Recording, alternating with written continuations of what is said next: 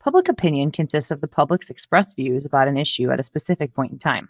Public opinion and ideology are inextricably linked because ideology is the prism through which people view all political issues. Hence, their ideology informs their opinions on a full range of political issues.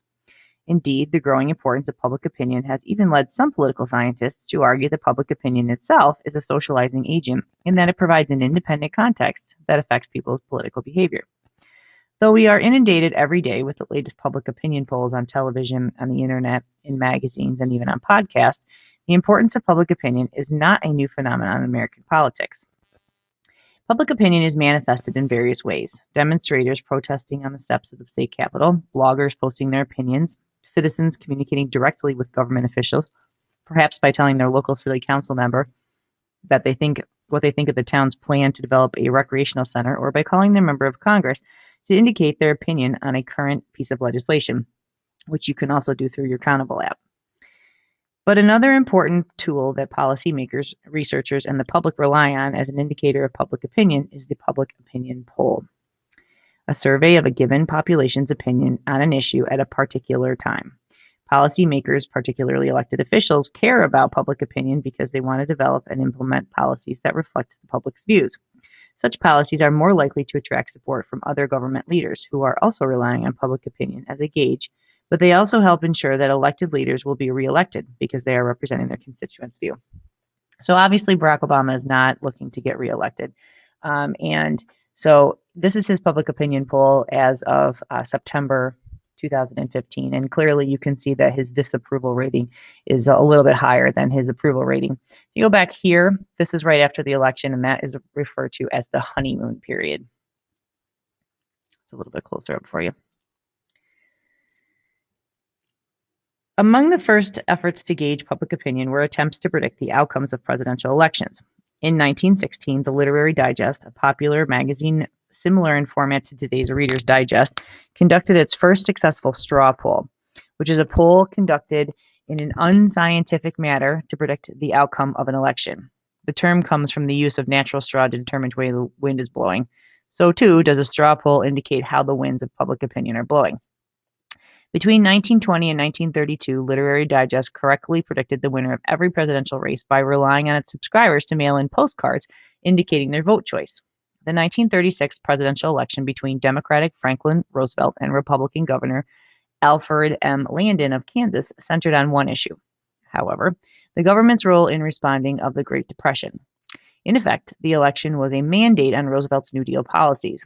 The Literary Digest poll predicted that Landon would defeat Roosevelt by 57 to 43%, but Roosevelt won that election by a landslide, receiving nearly 63% of the popular vote. So let's look at what went wrong. The greatest error the magazine committed was use an unrepresentative sample to draw conclusions about the wider voting public. I want you to consider what I'm about to tell you in here in regards to what you have to do for your homework. The straw poll respondents were selected from a list of subscribers to the magazine, automobile owners, and people listed in telephone directories. At the height of the Depression, this sample excluded most members of the working and middle classes, and class mattered in 1936 election, with Roosevelt deriving his support primarily from poor, working class, and middle class voters. Literary Digest had committed what Lippmann termed an error of the casual mind, to pick out or stumble upon a sample which supports or defies its prejudices, and then to make it the representative of a whole class.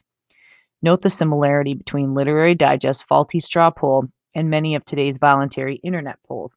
Self-selected respondents often differ dramatically in their views than those of the broader public, thus resulting in poll results that sometimes do not accurately reflect the public opinion.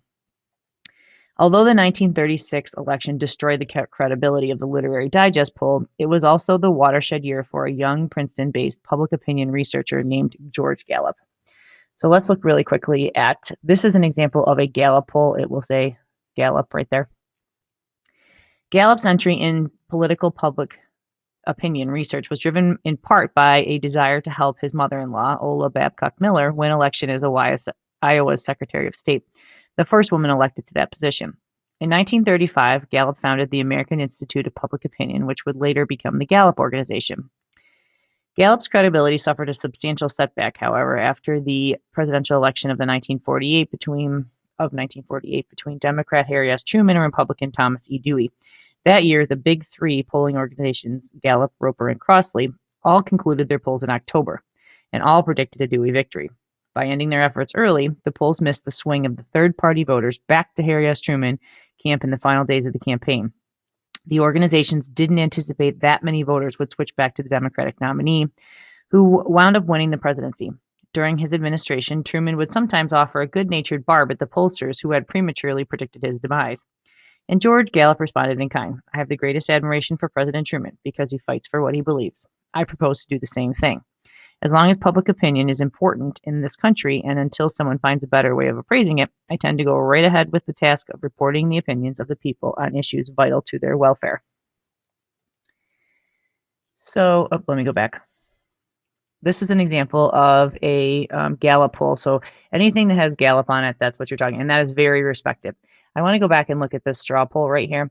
So this is July 26th to August 2nd, and right now it has Trump at 23% and Bush at 13%, and it doesn't even have Carly Fiorina on here.